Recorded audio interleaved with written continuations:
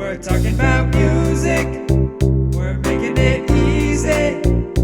This is Music Made Easy. Hello, my name is Ryan Kazda. And my name is Atharva Iyer. And this is Music Made Easy. What are we talking about today, Atharva? So today's episode is going to be all about major scales. Major scales. Okay, so let's kind of break down those two terms, major and scales. Let's talk about what a scale is. It's very important in music. Let's kind of get to it. So scale is just a pattern or series of notes that occurs in music naturally due to the key signature. And it's that grouping of 8 notes that we'll get into and how you form what those 8 notes really are. Yeah, exactly. So a big connection to key signatures in this video. So let's talk about the whole idea of major. What makes something sound major? What does major even mean? Generally, it may be associated with a feeling of happiness or just kind of a fulfillment, kind of a satisfied, joyous feeling. But in general, it's just kind of a way to describe the music in terms of its tonality. I agree 100%. And right before we jump right into major scales, let's talk about whole and half steps. Let's do a little review. So when we're talking about whole and half steps, remember, half step is the shortest distance, at least on a piano, from 2 notes. So for example, from here to here, that'd be a half step. And then a whole step is just 2 half steps combined, or it's just a slightly bigger distance. So from here to here is a whole step. So just keep that in mind, because when we were talking about how to construct the scale and like the rules that we have to follow, that will come in very handy. With that said, let's kind of get to those rules. So there's specific rules we need to take, specific steps we need to kind of follow to kind of construct a scale. So the first one we're going to go over is that every single note needs to be represented. And what that means is that, A through G or whatever kind of combination, whatever note you're starting on, each and every one of those notes should be represented within your scale. And then you have to start and end on the same note. That's how you get the 8th note, because there's 7 notes here, with the modified ones obviously 12, but just the 7 main ones, and then an 8th one for you to have to start and end on the same note. Yep, exactly. Another rule is that you can only have a sharp, kind of use sharps in your scale, or only use flats. There will be no kind of major scale that has a combination of flats and sharps. There might be some other scales we get to later that do, but for now, know that you can only do flats and only do sharps, which is great because when we went over key signatures, we described how there was the flat key signatures and the sharp key signatures. And then one final kind of rule, it's not necessarily a rule, but something that just kind of happens.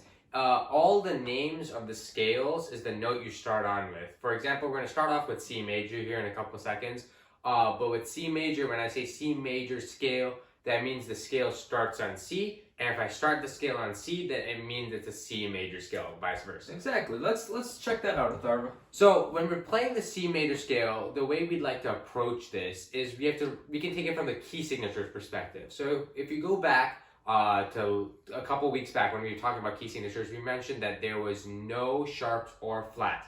So if you take a look at the piano here, that means we will not be using any of these black keys right here. Another thing is we have to start and end on the same note. So the first note has to be C, and the last note has to be C. And then as Ryan mentioned, all notes have to equally be represented. So we'll play our scale, C, D, E, F, G, A, B, C. Notice how I played all letters A through G, or in this case, C to C. I played the start and end note the same. The C major scale started on the C was for the C major scale, and we didn't have to worry about sharps or flats because there weren't any. Exactly, and it's kind of an important kind of sound to get in your head. That's why we kind of have this piano on for you today, so you can kind of recognize and maybe kind of pull some different sounds that you hear from this scale. Maybe you recognize them in some of the music that you listen to. So let's move on to a different example, maybe on the flat side.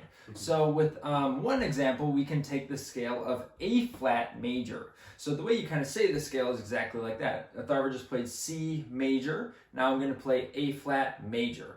So here we go, A flat major.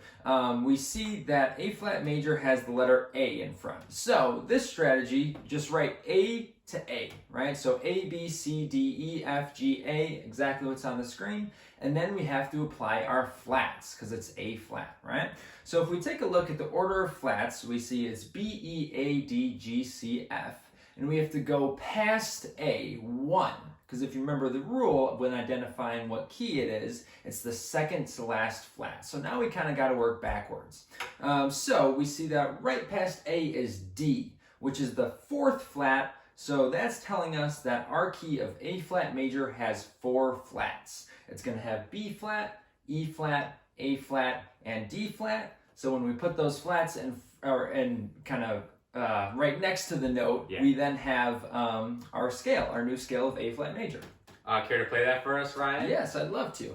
A flat, B flat, C, D flat, E flat, F, G, A flat major. So there you go. Let's take one on the sharp side. So E major scale is the one that we're going to be working with. Now I want to introduce a third way to think about this. So there is a pattern with whole and half steps that you can use to figure out any scale. It works with C, it works with the A flat major scale. It's just a new way to kind of learn it. So what you want to do is you want to write out your scale. As we have up on screen here, we have the scale. So we have E, F, G, A, B, C, D, E. So all the notes are represented, but how do we know which ones have sharps and which ones don't? So the pattern goes whole, whole, half, whole, whole, whole, half. What does that mean exactly? That means that the distance between the two notes is that. So for E to F, that is not a whole step right now. But to make it a whole step, we can sharp F to make F sharp. So E to F sharp is indeed a whole step. So F sharp is there.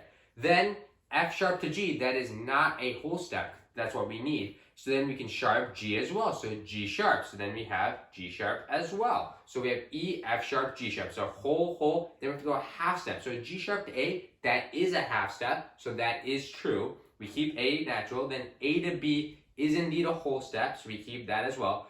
B to C, that is not a whole step. So we have to start sharp C as well. So we get C sharp. So now we have B to C sharp as a whole step. And then C sharp to D, it needs to be another whole step, but it's not. So we have to sharp D as well. So we have D sharp.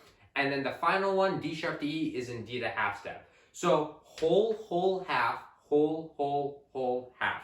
That is the pattern. So you can write out all the notes because every note has to be accounted for. And then you can do the whole half step going through. And we made sure that we only use sharps for this. And I'll play it here for you guys.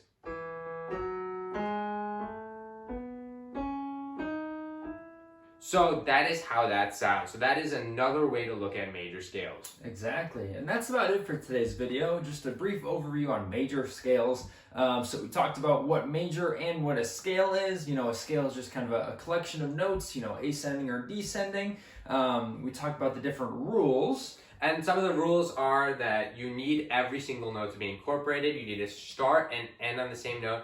Only use sharps or flats. You can't mix them. And then kind of like the last thing that kind of happens to be the case, the name of the scale is the name of the note you start on, and then when you start on a certain note, that is the name of the scale. So we started on C, for example, that is going to be C major. If you say C major, we start on C. Exactly, and then we went over some examples.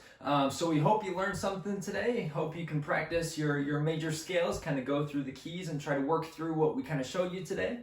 For sure. If you guys have any comments, please, any questions, please leave them down in the comment section below. Like and subscribe, guys. Thank you guys so much. Awesome. Thank you. Have a great day. You as well, guys. Bye.